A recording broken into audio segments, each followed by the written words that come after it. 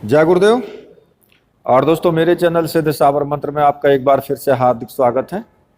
और देखिए, जैसे कि चैनल का नाम भी सिद्ध साबर मंत्र है और ज़्यादातर मैं सिद्ध साबर मंत्र ही आपको देता हूँ, साधनाएं भी देता हूँ और सिद्ध साबर मंत्र भी देता हूँ।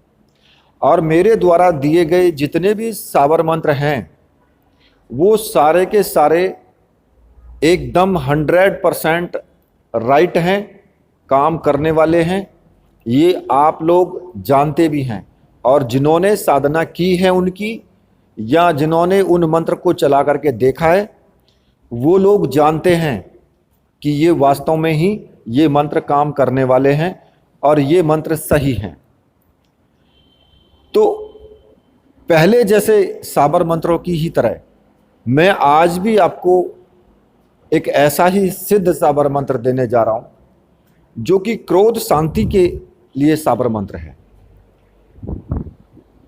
और ये साबर मंत्र आप सिद्ध करें या ना करें, लेकिन ये अपना काम करेगा ही करेगा। कोई जरूरी नहीं है कि आप सिद्ध करें इसको, लेकिन अगर कभी ग्रहण पड़े या आसपास ग्रहण हो कि भाई हाँ ग्रहण पड़ने वाला है, तो इस मंत्र को आप सिद्ध कर सकते हैं, इसका जाप आप कर सकते हैं। क्योंकि अगर आप ग्रहण में इनका जाप कर लेते हैं तो इनमें और भी ज्यादा पावरफुल शक्ति आ जाती है, ये और भी ज्यादा पावरफुल हो जाते हैं।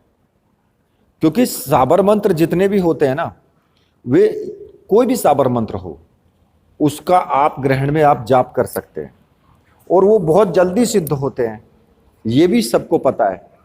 क्योंकि साबर मंत्रों में कुछ चीजें ऐसी दी गई होती हैं। पहली बात तो ये कि बहुत से मंत्रों में तो ओम का उच्चारण ही नहीं होता है। साबर मंत्रों में शुरुआत में ओम लगता ही नहीं है। वो सपरी साबर मंत्र उनको बोला जाता है ज्यादातर, और वो बहुत तेजी के साथ काम करते हैं, बहुत तीव्र होते हैं। वो जिनमें ओम नहीं लगता है शुरुआत में, वो बहुत ज्यादा तीव्र होते हैं और ज्यादातर गुरु परंपरा से ही वो मिलते हैं शिष्य को। उनमें ओम नहीं लगा होता है, जल्दी से ओम लगता ही नहीं है उनमें ज्यादातर। जिन साबर मंत्रों में ये आप देख लेना कि अगर आपको कहीं भी कोई ऐसा साबर मंत्र मिलेगा जो गुरु के द्वारा दिया जाएगा, तो उसमें बहुत कम कोई कोई गुरु देते हैं जो ओम लगा हो, लेकिन ज्यादातर साबर मंत्रों में ओम लगता ही नहीं शुरुआत में, और वो बहुत ज्यादा तीव्र होते हैं और वो स्वयं सिद्ध होते हैं। ये भी मैं आपको बता देता हूं, इनकी पहचान है ये कि वो स्वयं सिद्ध होते हैं। जिनमें ओम नहीं लगता है शुरुआत में, वो सपरी साबर मंत्र होते हैं। और जो सिपली होते हैं ना, वो एक तरीके से तीव्रता में समझिए कि आपने धनुष से बाण छोड़ा और बाण अपने निशाने पर लगा। जितना टाइम उसमें लगा, समझ लीजिए कि उतना टाइम ही उनको चलने में लगता है, अपना काम करने में।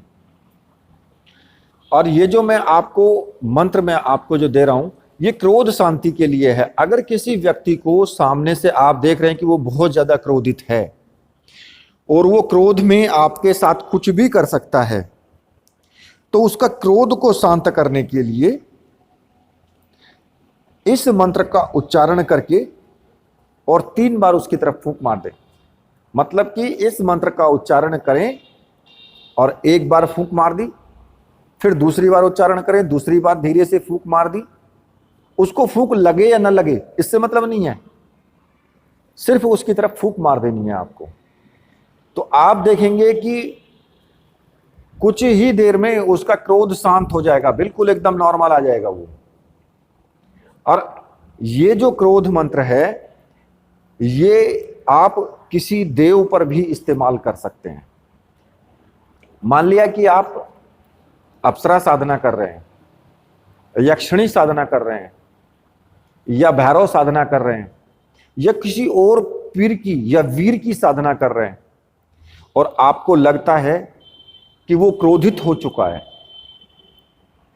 कई बार ऐसा होता है कि हम कुछ गलती कर देते हैं साधना के दौरान, तो शक्ति क्रोध में आ जाती है।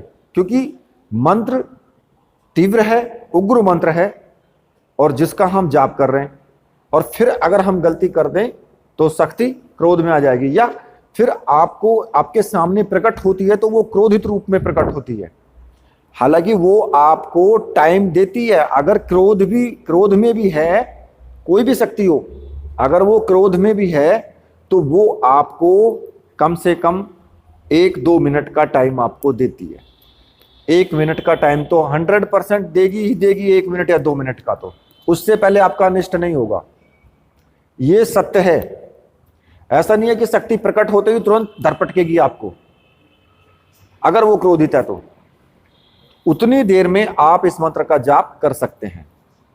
केवल जाप करके आपको उनकी तरफ फूंक मार देना है और वो बिल्कुल एकदम शांत हो जाएंगे। फिर इस मंत्र का जो क्रोध शांति के लिए जो प्रभाव है वो इतना तीव्र है कि बहुत तीव्रता के साथ यह काम करता है। और इस मंत्र के ना आप उच्चारण पे मत जाना कि भाई इस मंत्र का अर्थ क्या है। अर्थ निकालने की गलती मत करना, क्योंकि अर्थ निकाल ही नहीं पाओगे, अर्थ आपको मिलेगा ही नहीं, क्योंकि साबर मंत्रों के ये अर्थहीन होते हैं। अर्थ कुछ नहीं होता है, अटपटे होते हैं। तो इसलिए इसके बारे में सोचो समझो मत। जैसा लिखा गया है, जैसा मैंने लिख करके बताया है, सिर्फ वैसा ही जपना है आपको। और उसमें कोई अपनी तरफ से कोई भी आपको नया अपना तरीका नहीं जोड़ना है उसमें कि भाई मैं इस तरीके से ऐसा इसमें वर्ड में थोड़ा चेंजिंग कर लेता हूं, ये अच्छा लगेगा।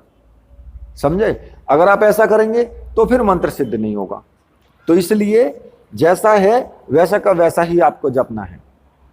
अच्छा, अगर आपको ग्रहण में इसको सिद्ध करना है, जैसे कि ये आपको केवल एक ही ग्रहण में सिद्ध हो जाएगा और 100% सिद्ध हो जाएगा। बार बार करने की आवश्यकता नहीं है, या कई कई दिनों तक करने की आवश्यकता नहीं है इसमें। जैसे कि ग्रहण शुरू होगा, जैसे अब 4 दिसंबर को ग्रहण पड़ेगा, या फिर आगे भी कभी भी पड़े, तो उसमें भी आप इसको सिद्ध कर सकते हैं। अब आपको करना क्या है, ग्रहण में आप कैसे करेंगे? ग्रहण में आपको केवल एक रुद्राक्ष की माला, जो कि मंत्र सिद्ध प्राण प्रतिष्ठा युक्त हो साबरी मंत्रों से, ऐसी माला सिर्फ आपको चाहिए। और उस माला के लिए मैंने अपना व्हाट्सएप नंबर दिया हुआ है, और डिस्क्रिप्शन में भी मैंने व्हाट्सएप नंबर दिया है, वहां से आप मुझे व्हाट्सएप कर सकते हैं और वो सिद्ध माला आप प्राप्त कर सकते हैं। ठीक है?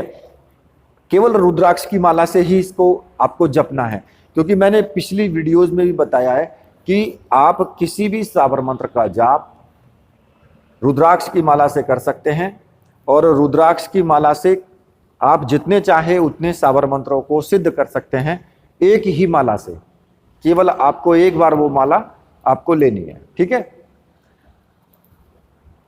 तो आगे आपको क्या करना है कि ये जैसे ही ग्रहण पड़े, अगर चंद्र ग्रहण है तो रात्रि में या दिन में, जब भी आप ग्रहण पड़े, जब भी उसका टाइम हो, तभी आपको स्नान आदि करके और किसी भी दिशा में मुख रख के, आप जरूरी नहीं है कि उत्तर दिशा, पूर्व दिशा या दक्षिण दिशा की तरफ मुख करेंगे, किसी भी दिशा की तरफ मुंह करके आप बैठ जाना है आपको, और केवल आपको आसन बिछा लेना है। कोई भी आसन हो, कैसा भी आसन हो, आसन होना चाहिए बस।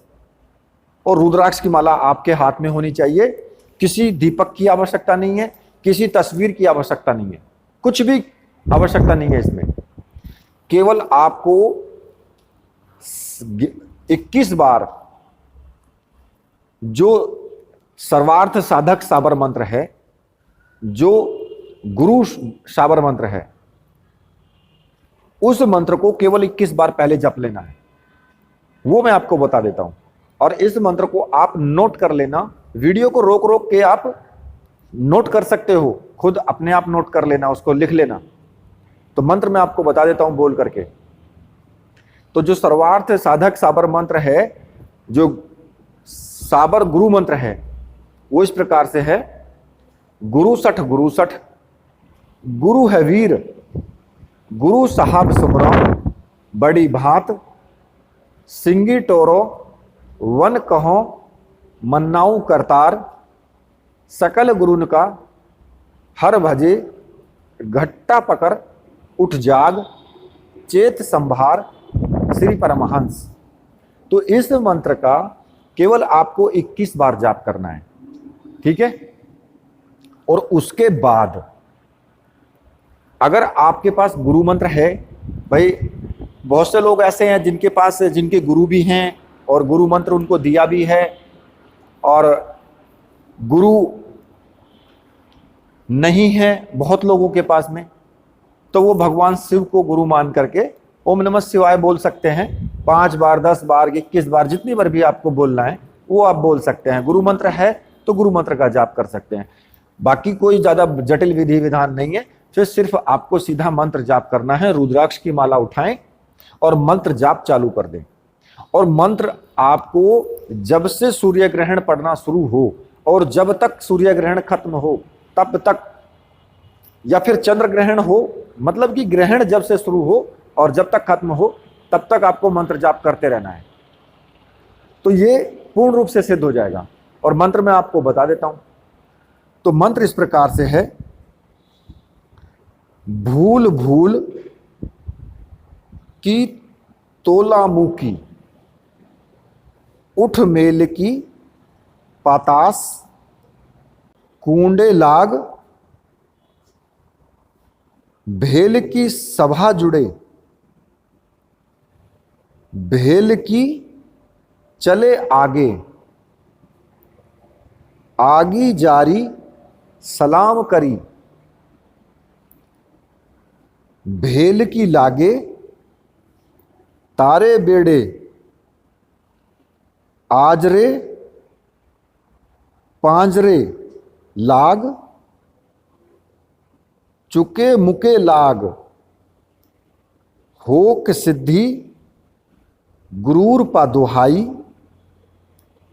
काटर कामेक्षा रमा, हाडिर झिर आज्ञा चंडीरपा।